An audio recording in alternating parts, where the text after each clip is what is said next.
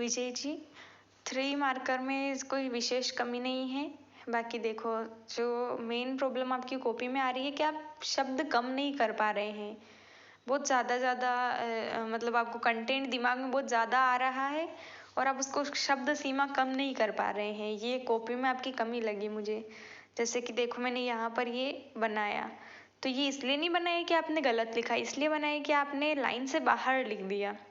ये देखो, यहाँ पर भी आपके लाइन से बाहर जा रहा है, तो नहीं करना है ऐसा। अभी से आदत डालो कि लाइन से बाहर ना लिखो। फिर ये जल जीवन मिशन लिखा आपने,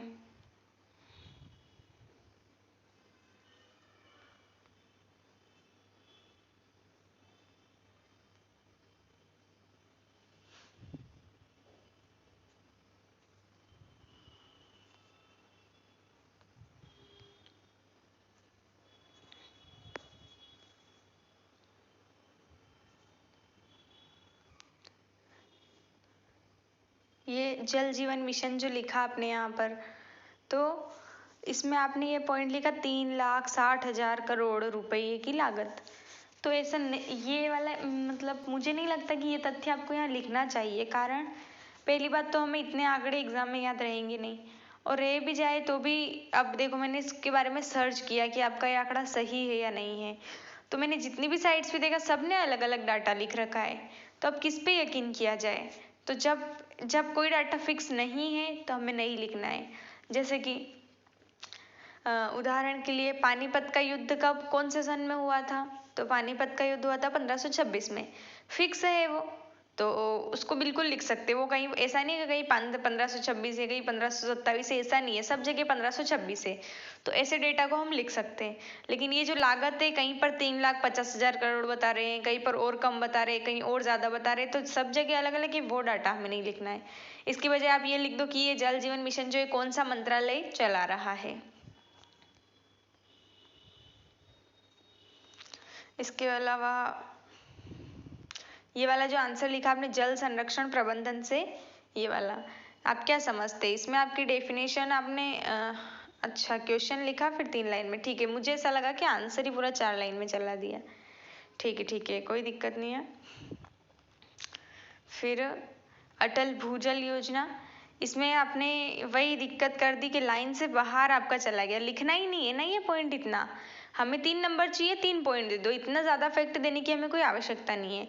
और ये जो आपने राज्य लिखे, मुझे नहीं लगता कि इन राज्यों के नाम लिखने की भी आवश्यकता है। इनकी बजाय तो आप ये वाला जो तथ्य है ये यहाँ पर लिख दो।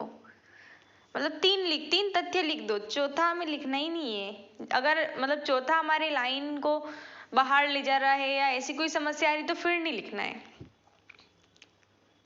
अब ये वाटर प्लस शहर है, ये आपने 4 लाइन में कर दिया, 3 लाइन में ही लिखो उत्तर।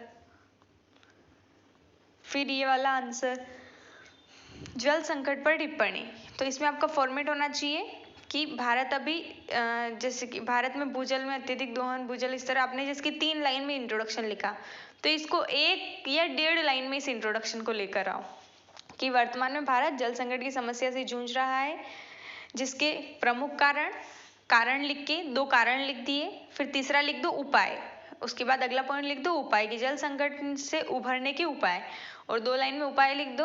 और लास्ट लाइन में जो कंक्लूजन लिख दो, उसमें ये कंक्लूजन में भी ऐसे लिखो कि सरकार द्वारा जल संकट से उभरने के लिए ये योजना चलाई गई है। इस तरह से कंक्लूजन दे दो। ऐसा आंसर आपका ये होना चाहिए।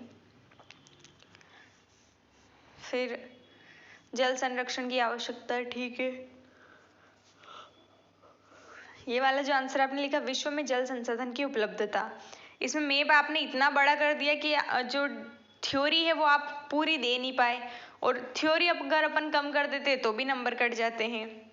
यहाँ पर तो खैर ठीक है, फिर भी 3 मिल गए, वो भी मैप की वजह से मिल गए। तो आपको क्या करना है, मैप को थोड़ा सा इतना इस एरिया के अंदर आपका मैप आ जाना चाहिए, थोड़ा सा छोटा मैप बनाओ। और जो आपकी थ्योरी है कम से कम थोड़ी इतनी तो थ्योरी आप लिखो इसमें। बाकी ठीक है, बाकी कोई समस्या नहीं है, आंसर बढ़िया है बाकी तो।